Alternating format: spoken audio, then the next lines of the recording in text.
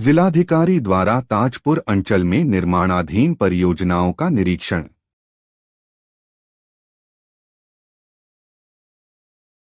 दो 2025 के समाप्त होने से पूर्व गृह विभाग की अहम प्रेस वार्ता में डीजीपी विनय कुमार ने कहा, बिहार में नक्सलवाद लगभग समाप्त हो चुका है। बिहार डीजीपी विनय कुमार ने अपराध में आई कमी को लेकर सोमवार को पटना के सूचना एवं जनसंपर्क विभाग के सभागार कक्ष में प्रेस वार्ता को संबोधित करते हुए कहा कि अपराध नियंत्रण को लेकर की गई कार्रवाइयों का व्यापक असर देखने को मिला है। सिलेंडर के माध्यम से किचन चलाया जा रहा है। इसके अतिरिक्त किचन साफ सुथरा रहे, इसके लिए इसका प्रमाणीकरण भी कराया गया और सभी जेलों में ईट राइट कैंपस के माध्यम से उसका प्रमाणीकरण किया गया है। पालीगंज में एक नए अनुमंडलीय जेल को प्रारंभ किया गया है। सभी जेलों में जेल रेडियो के नाम से एक कॉन्सेप्ट शुरू किया गया है, जिसमें बंदियों के इच्छानुसार और गाना का भी कार्यक्रम होता है और इसके अतिरिक्त प्रशासनिक तौर पर भी जरूरत जब होती है तो उनको संबोधित किया जा सकता है। इसके अतिरिक्त सभी जेलों में अत्याधुनिक मुलाकाती कक्ष निर्माण कराने का लक्ष्य रखा गया, जिसमें करीब 50% हम लोगों ने कंप्लीट भी कर लिया है। राज्य की सभी जेलों में बंदियों हेतु एक नया प्रशिक्षण पहले भी चल रहा था, लेकिन एक कंप्यूटर प्रशिक्षण नई शुरुआत की गई है और सभी जेलों में कंप्यूटर उपलब्ध कराए गए हैं और नाइलिट के माध्यम से बंदियों को जो इच्छुक हैं उन्हें कंप्यूटर प्रशिक्षण दिया जा रहा है, ताकि भविष्य में जब वो बाहर आए तो मेन स्ट्रीम में आकर के रोजगार के अवसर उनको उपलब्ध कराया जा सके। इस वर्ष मैं बताना चाहूंगा कि पिछले वर्षों की तुलना में इस वर्ष अधिकतम संख्या में अंदर काराधीन बंदियों को प्रशिक्षण उपलब्ध कराया गया है, किसी भी तरीके का प्रशिक्षण, और साथ ही साथ 10वीं और 12वीं कक्षा में एडमिशन भी अब तक का सबसे ज्यादा मैक्सिमम नंबर 2025 में रहा है।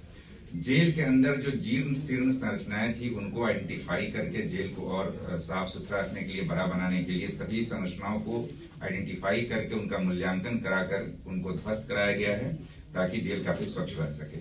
इसके अतिरिक्त 15 काराओं में TSCBS जो बंदियों के द्वारा कभी कभी शिकायत आती है कि मोबाइल का प्रयोग, उसको रोकने के लिए TSCBS tower of harmonious call blocking system की स्वीकृति 26 करोड़ की लागत से दी गई है, जिसको लगाने की कार्रवाई की जा रही है।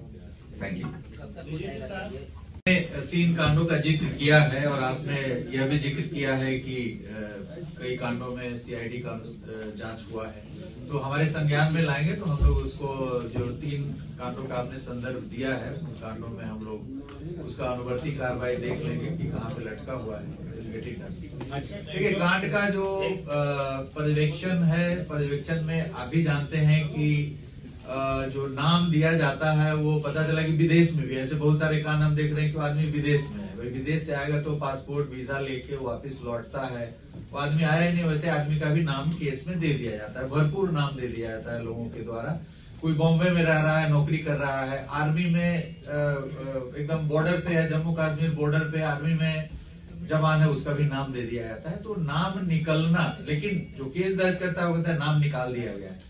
तो नाम निकालना कोई गलत प्रक्रिया नहीं, यदि वास्तव में कोई अपराधी शामिल नहीं है उसमें, तो नाम निकालना भी न्याय के हित में आवश्यक है। लेकिन कोई भी व्यक्ति जो केस दर्ज करता है वो कभी नहीं कहता है कि हमने गलत नाम दिया है, भले ही वो विदेश में आदमी रहे। तो नाम निकालने की जब बात आती है तो उसको भी हम लोग काफी संवेदनशीलता के साथ देखवाते हैं, क्योंकि निर्दोष आदमी को जेल भेजना भी सबसे बड़ा अपराध है। आप जानते ही हैं, आपराधिक न्याय का मूल सिद्धांत है कि 100 क्रिमिनल छूट जाए तो छूट जाए, एक निर्दोष जेल नहीं जाना चाहिए।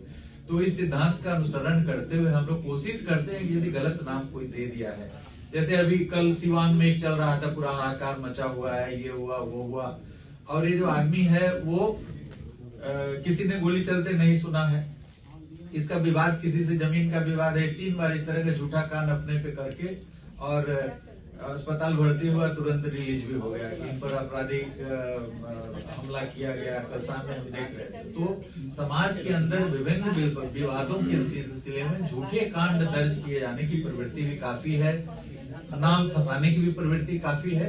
तो पुलिस कोशिश करती है कि यदि साक्ष्य मिले, यदि अनुसंधान के दौरान साक्ष्य मिले तो नहीं छूटे, इसके लिए हम लोग तत्पर है। हम आप देखते हैं कि हम 3-3 घंटे स्वयं प्रतिदिन जनता दरबार लगाते हैं और उसमें कोई भी व्यक्ति हमारे जनता दरबार में आ सकता है, दिन में भी मिल सकता है तो हम लोग कोशिश करते हैं कि यदि कोई निर्दोष है तो उसको भी न्याय मिले, और जो दोषी है तो विक्टिम को भी न्याय मिले, उसकी गिरफ्तारी हो। ये तीनों कांड हम आपसे गुजारिश करेंगे कि हमारे संज्ञान में कृपया लाया जाए।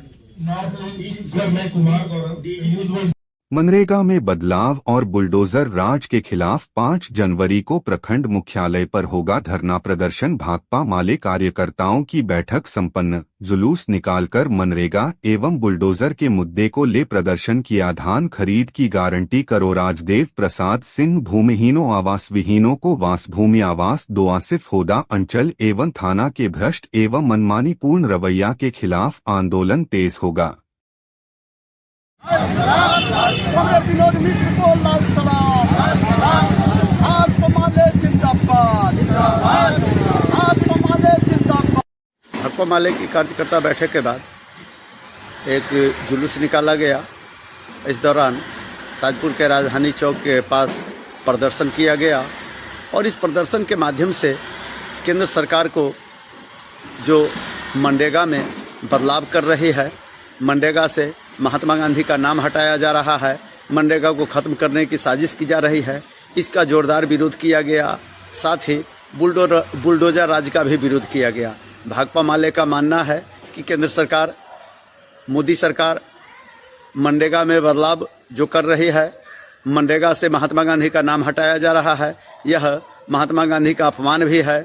वह मनरेगा में बदलाव करना बंद करे, मनरेगा से महात्मा गांधी का नाम हटाना बंद करे। साथ ही बिहार के फुटपाथी दुकानदारों पर, बिहार के झुग्गी झोपड़ी वासियों पर बुलडोजर चलाया जा रहा है, बुलडोजर तले रौदा जा रहा है, इसका विरोध किया गया। साथ ही मांग किया गया कि सरकारी बसें ज़मीन पर जो पुश्तैनी बसे हुए दलित भूमिहीन गरीब हैं उनको पर्चा दिया जाए। साथ ही जो भूमिहीन है उनको वास भूमि दिया जाए, ज़रूरतमंदों को आवास दिया जाए, ताजपुर में पार्किंग की व्यवस्था किया जाए, ताजपुर में वेंडिंग जोन की व्यवस्था किया जाए एवं निष्पक्ष रूप से अतिक्रमण हटाने की व्यवस्था किया जाए। अन्यथा भाकपा माले प्रशासन के इस कदम का जोरदार विरोध करेगी।